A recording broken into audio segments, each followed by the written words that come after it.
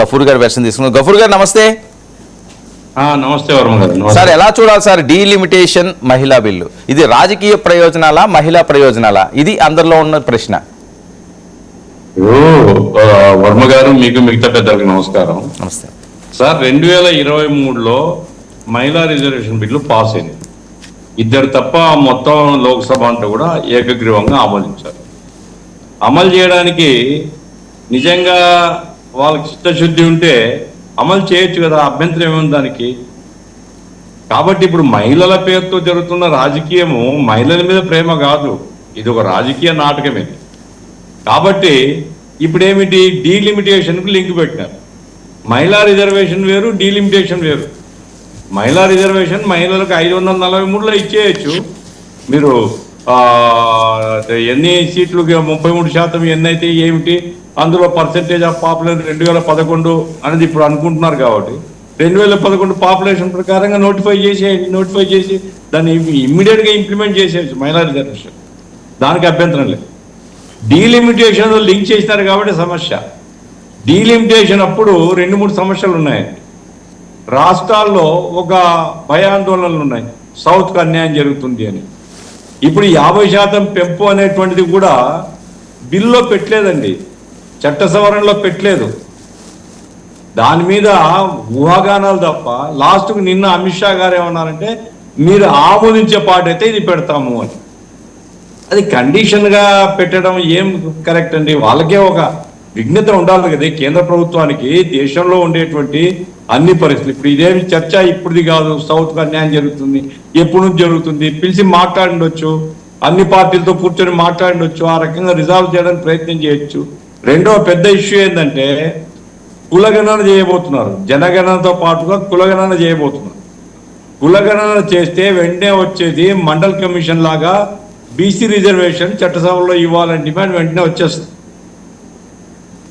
దాన్ని అవాయిడ్ చేయడం కోసం ఇదంతా చేస్తున్నారు అనేది బయట ఉండేటువంటి చర్చ. చంద్రబాబు నాయుడు గారు ఆయన సరే దేశంలో తిరగొచ్చు, రాష్ట్రంలో తిరగొచ్చు, ఏం పోరాడతాడో మేము కూడా చూస్తాం ఆయన ఏం పోరాడతాడో. కానీ ఆయన నేను చెప్పదలుచుకున్నా, మీ పార్టీ బీసీల పార్టీ కదా, మరి బీసీలందరికీ మేము ఇవ్వము అని గట్టిగా చెప్తావా? నువ్వు బీసీలకు మేము వ్యతిరేకిస్తున్నాము అని చెప్తావా? ఎందుకు లేనిపోయిన రంకెలు ఎందుకని?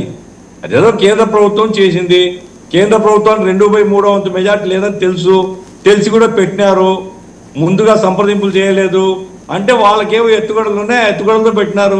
నువ్వు ఎందుకు వాళ్ళంతా కాల్చుకుంటున్నావు అని చెప్తున్నాను నేను చంద్రబాబు నాయుడు గారికి. జగన్ గారు కూడా ఒక పెద్ద స్టేట్మెంట్ ఇచ్చినారు, ఆయనకెందుకో ఏమో. దీంట్లో ఇద్దరు పోటీ పడుతున్నారు, మహిళలకు అన్యాయం జరిగిపోతున్నారు. కాబట్టి ప్రాంతీయ పార్టీలు మరీ ఇంతగా మీదేసుకొని కేంద్ర ప్రభుత్వాన్ని పొగడాల్సిన పని లేదు. మేము చెప్తున్నది ఏమంటే, ఇప్పుడు 33% అనేటువంటిది 23లోనే ఆమోదించారు. కాబట్టి మీకు చిత్తశుద్ధి ఉంటే 2023 ఆమోదించినటువంటి చట్టాన్ని చిన్న సవరణ ఏమంటే 2026 జనాభా లెక్కలు అన్నారు, ఇప్పుడు 2011 అని అంటున్నారు. కేంద్రమే అంటుంది, ఆ మాట కేంద్రమే చెప్పింది, ఈ మాట కేంద్రమే. మీరు ఆ సవరణ చేసేది 2011 జనాభాను తీసుకొని మహిళా రిజర్వేషన్ వెంటనే అమలు జరుపుతామని అందరూ ఆమోదించారు కదా. 2023లో ఎవరు వ్యతిరేకించలేదు, ఇప్పుడు కూడా ఎవరు వ్యతిరేకించరు. అమలు చేసేది అభ్యంతరం ఉంది దానికి. డీలిమిటేషన్ మాత్రం అన్ని పార్టీలు పిలిచి కూర్చోబెట్టి మాట్లాడండి సార్. ఏకాభిప్రాయ సాధన ప్రజాస్వామ్య ప్రక్రియలో అతి ముఖ్యమైంది. అధికారం మాకుంది కాబట్టి మేము ఏమైనా చేస్తామని ఏ ప్రభుత్వం చెప్పినా చెల్లదు. కాబట్టి డిఫరెన్స్ ఆఫ్ ఒపీనియన్ ఉంటే 1-2 సార్లు కూర్చొని, ముఖ్యమంత్రితో కూర్చుంటారా, పార్టీలతో కూర్చుంటారా, కూర్చొని మాట్లాడి పెట్టాలి. కానీ ఈ రిజర్వేషన్లు పెట్టడంలోనే ఉద్దేశపూర్వకంగా 2/3 వంతు లేదని తెలిసినప్పటికీ హడావుడిగా పార్లమెంట్ ఏర్పాటు చేయడం. ఒకవైపు బెంగాల్ ఎలక్షన్ జరుగుతున్నాయి, తమిళనాడులో ఎలక్షన్ జరుగుతున్నాయి.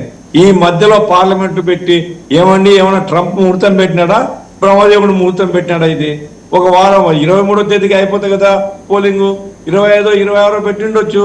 అట్లా కాకుండా దీంట్లో ప్రతిదీ రాజకీయ ఎత్తుగడలు ఉన్నాయి.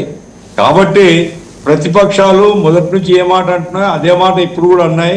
ఇప్పుడు ప్రతిపక్షాలకు వ్యతిరేకంగా మేము దేశంలో అయ్యా మీకు 2014 నుంచి మెజార్టీ జనం ఇస్తూనే ఉన్నారు, అయినా మళ్ళా జనంలోకి పోతూ ఉంటారు. అండి అభ్యంతరం లేదు, ఎవరికైనా ప్రజాస్వామ్యంలో జనం దగ్గరికి పోవడానికి అభ్యంతరం లేదు.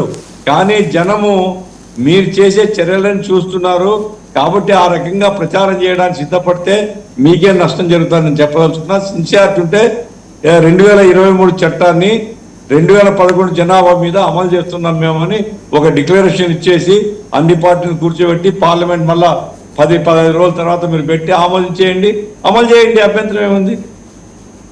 Right, okay. ఆంజనేయ రెడ్డి గారు, ఇదేంటి మీ వాయిస్ మ్యూట్లో ఉన్న చెక్ చేయండి ఒకసారి.